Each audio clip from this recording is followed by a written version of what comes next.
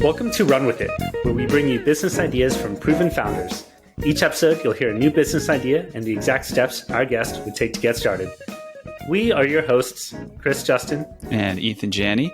And on today's show, we have Dmitry Dragilev.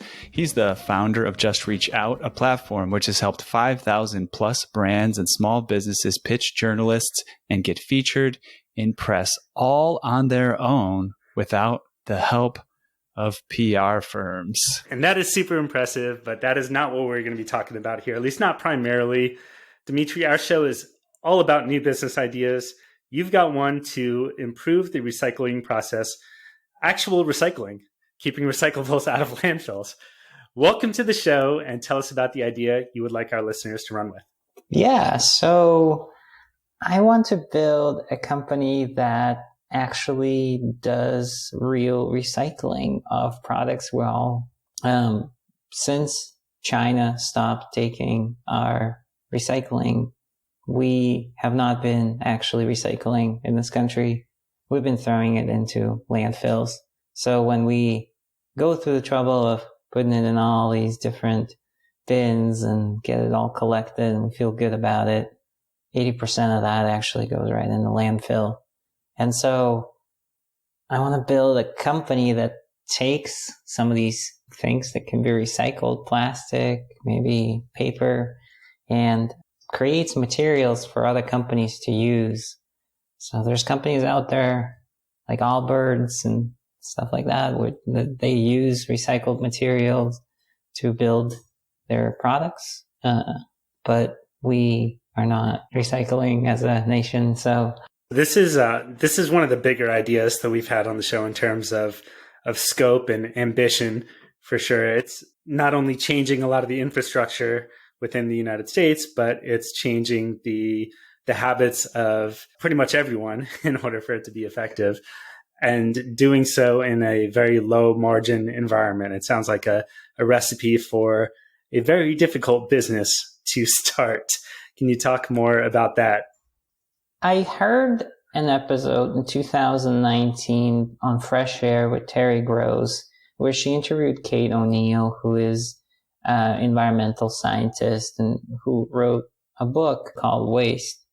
And she openly talked about the problem that when China said we no longer are going to take your recycling, up until that point, we were reliant on Asia processing our stuff. So they would process it and they'll create more stuff that we'd buy from them. And it would just go around, around, around. When that was broken, we tried to put trash like Malaysia, Vietnam, some of these other countries, but we just couldn't. The countries said, we're not going to take your stuff anymore.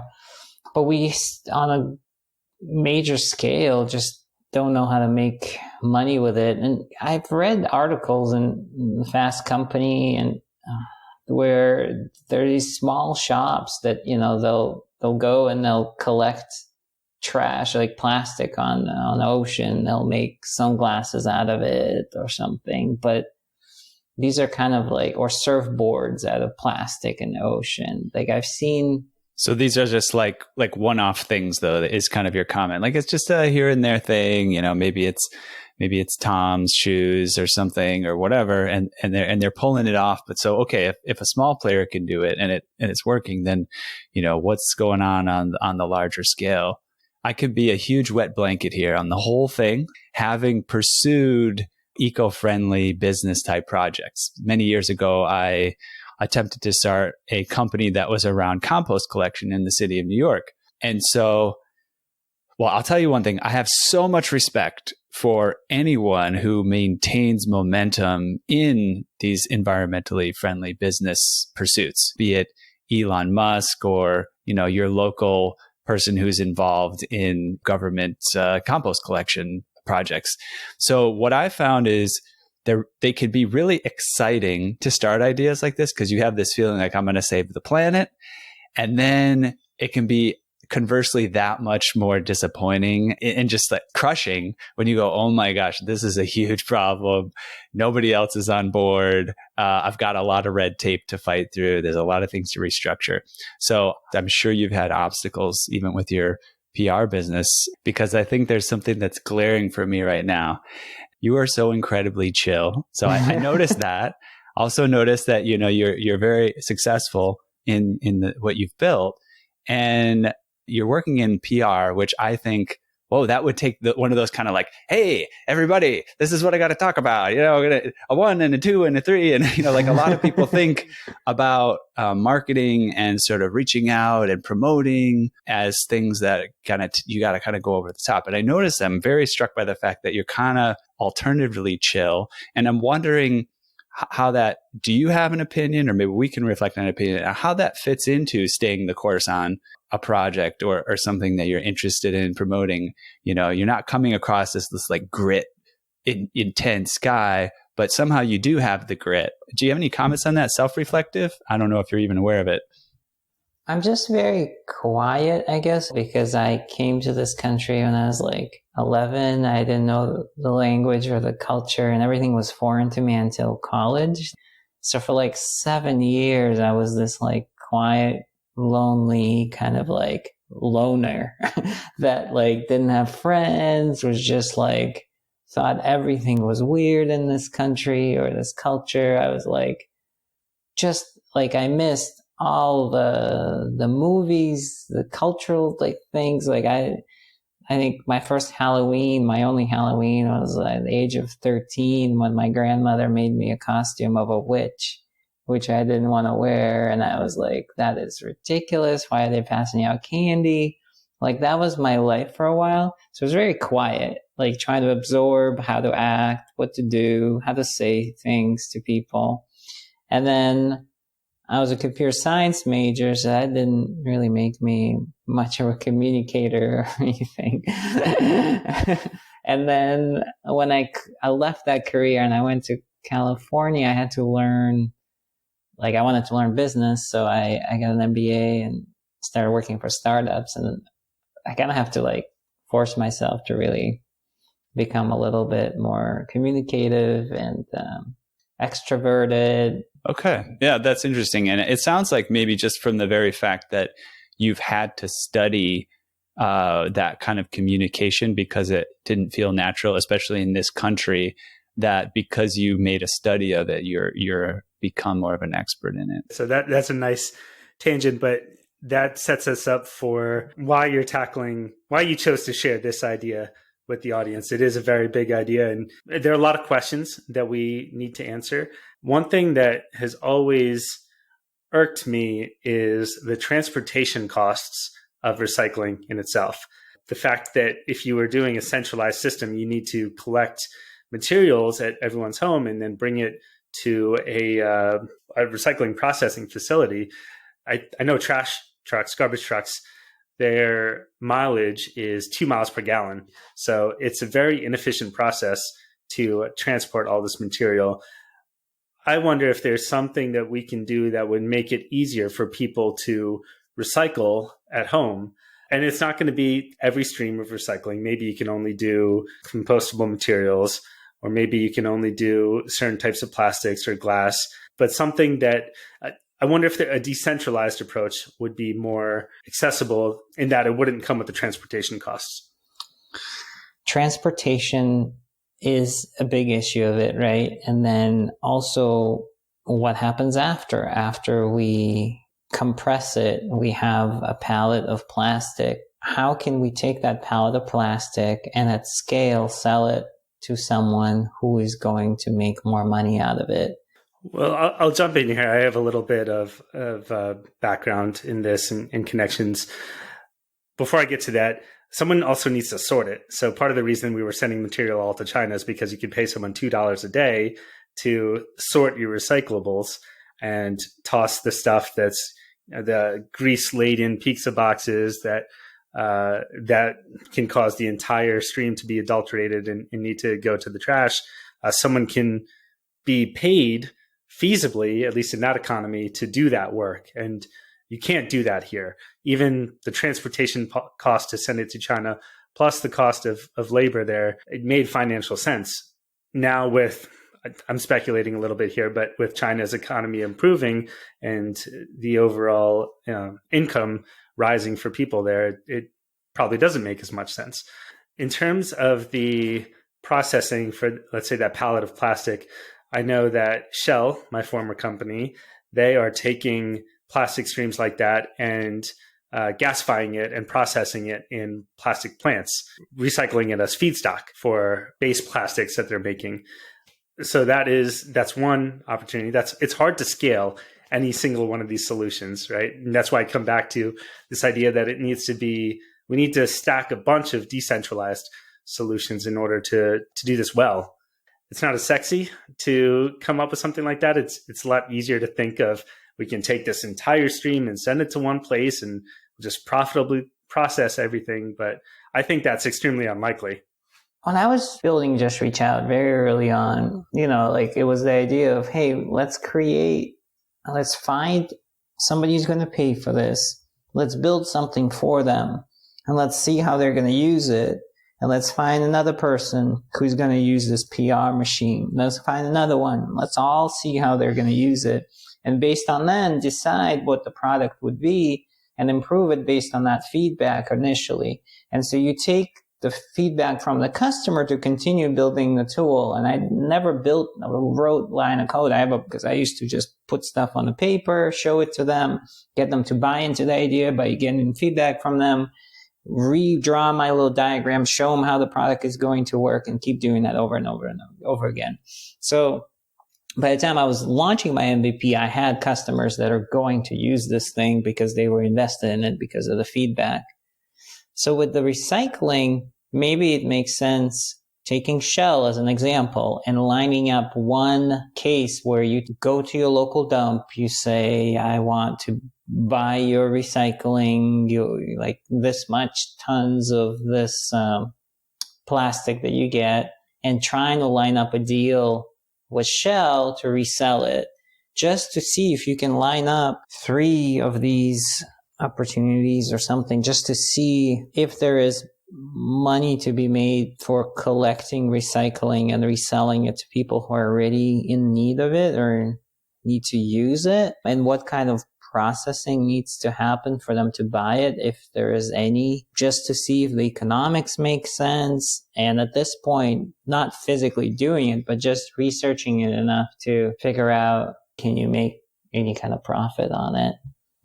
Yeah, that's a good action step of just finding out who will pay for plastic. Whether it's, before it's before it's been recycled, right? Like recyclable plastic. Make a list of companies that market themselves as using recycled materials, and then go find out what the supply chain process is. At some point, they're going to have to pay for materials, just like anybody else has to pay for raw materials, whether they're recycled or not. And at that point, what is the price point? How are they making that decision to choose recycled versus non-recycled? And then how much does it cost? I'll also be interested to compare the recycled to non-recycled price. Who knows? Times maybe it's actually less expensive, or if it isn't, what's the price differential, and how can you sell people recycled instead of, I could see how you could create a business selling people on using recycled materials if you understand if there's a profit incentive for using recycled materials over non-recycled. Oh, you could put this on your label and then you could mark up the price by XYZ, so it doesn't matter. Go for it. Most of what goes to landfill is dirty recycling. It's stuff that's contaminated with food, things that are too costly to separate and clean and process. It all comes back to the economics. And I think that would be a good action step for the listeners to investigate the economics of current recycling streams. All of this is available on the EPA website, collection cost, how much the streams are valued at. And you can do what, back as a process engineer, we call the process flow diagram, where you have the stream coming in, how much does it cost to acquire that stream, how much does it cost to separate it, process it, and how much are each of those outputs worth. And you can calculate from there whether the economics will make sense. To me, that's a first step. And if they don't make sense with the current systems in place, then at least you can start honing in on some of the individual processes that are involved, whether that's the collection, the sorting. Maybe there is some sort of behavior that you can change with people to change from single stream recycling to multi-stream recycling. That's a big thing. That's what I'm keep thinking about. A couple of things. One is the whole idea of first, second, third, fourth order consequences, right? What's going on, I think, when we say that something's not profitable, especially in the United States economy, is most of our profitability is around first order consequences. Like, I'm going to buy this. It's going to make me happy right now. Perfect. Oh, it's going to kill my children someday. Fine. It's just first order consequences. This is kind of how our economy runs. So I think a lot of, at least in the Western economy, what we tend to do as entrepreneurs is try to bring these third order consequences. If we're trying to do good, we try to bring these third order consequences into the first order, whether it's, marketing toothpaste to people based on it feeling fresh in their mouth so that they actually brush their teeth and their teeth don't fall out. You take something that's a third order consequence and make it into a first order thing where it's more about your vanity and a fresh feeling in your mouth. And just the one thing I wanted to bring up here, which is interesting to note, that is kind of like a win-win in Peter Diamandis' book on abundance. He mentions this idea it's similar to me. Serving the African cell phone market, right? It's not appealing because people don't have the budget. People don't have the budget to pay a lot for a cell phone. But he makes this interesting point, but there is the scale. And so even though the individuals don't have a large budget, if you can serve a high volume of individuals, you're actually looking at maybe even a bigger market and more profitability than you originally would have thought. So I don't know if this is the case with recycling, but it sounded to me like a similar kind of setup. It's a big third order consequence where you want to serve it. There's a first order resistance, but maybe there's a way of thinking on a bigger scale. I mean, maybe in order to handle recycling, it is a thing where you have to do it on a really, really large scale. And if you think about doing it that way, maybe then it becomes more profitable. Just trying to throw in ways to think about how to make it profitable. Yeah. Like there's a browser called Brave that I use. I don't use Chrome or Safari or anything. And it's the guy from Mozilla started it. He was sick and tired of Google tracking you everywhere and all these scripts and ads and stuff. And so any kind of ads that people run through it, they have to go through the Brave browser only. And 70% of the revenues, a percentage of that revenues goes to you as a person using the browser. And so you get this ding every day, like, oh, you've made $1.20, whatever, $1.50 or something. Tomorrow you make 75 cents.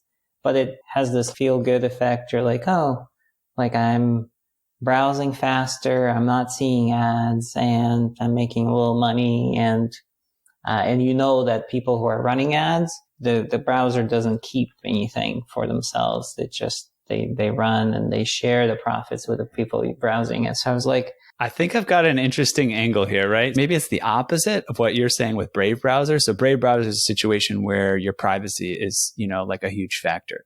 But what if you enlisted those people that were like the vigilant recyclers and you had actual recycling bins that would be placed around cities, like actual recycling. And in order to throw something into it, you actually had to scan your tag and you had to on your honor be like, I'm contributing to this, meaning I vow that it's going to be clean. I'm going to choose the right materials. Nobody's going to have to sort it, whatever. Because there are people that take it that seriously, right? And then by being a part of the system and tracking you individually, maybe you get points or credits, or maybe you even earn some income or something like that. But in those cases, you can take advantage of the people that are really passionate about it and are going to do it right, not being mixed in with the people who, just don't have it right yet. From a PR standpoint, I see it as a story. Like, hey, locally, do you want to make a difference? It just comes back from like the cost perspective, like distributing the bins, collecting them, then compressing everything and then selling it can you make a buck on it? I could see a bootstrapped way of doing it in a local community. Now that we're saying like this type of idea, it could be a small neighborhood in Brooklyn. It could be my local suburb, and just talk with the local government, maybe try to sign some community members on board, distribute some of these bins throughout the community. And maybe, you get a little, what do you call it? A fob. Only if you have the fob, those are pretty inexpensive. It opens the bin, you throw something in and it tracks who put it in, maybe even measures the weight that you put in, gives you a little, I bet you could even find some do good funding, right? Like just some people who are like, this is a pretty interesting idea. Like I'll put $50K for you to, get a few of these bins together, put them in, provide you some credits just to see, would this have legs? Would this have legs? But I think one benefit you have with this type of idea is the PR side of it. So you could start out without profitability, getting some funding from people who really care to try to make a difference. I should mention at this point, we have another similar episode where we interviewed Anders Ankerlid. To the listener, go check that out. It's episode number 52, Recycle More E-Waste. This one is a little bit broader, but it's a nice complement to the discussion we're having here. Take some action, follow through on the steps that we've talked about here. Email us at update@runwithit.fm with what you have done as a result of this conversation. Everyone who does respond will get access to a private Facebook group of action takers, and one lucky listener will earn a free mentoring session with Dmitry and potentially a business partnership on this idea. Dmitry, where can listeners go to learn more about what you're doing? 2 sites. So justreachout.io. That's my PR tool where you just pitch journalists on your own without PR firms. So justreachout.io. And then I got my personal blog. That's criminallyprolific.com. Great. We'll include all that in the show notes. Thank you so much, Dmitry. Enjoyed the conversation. And to the listener out there, go take this idea and run with it.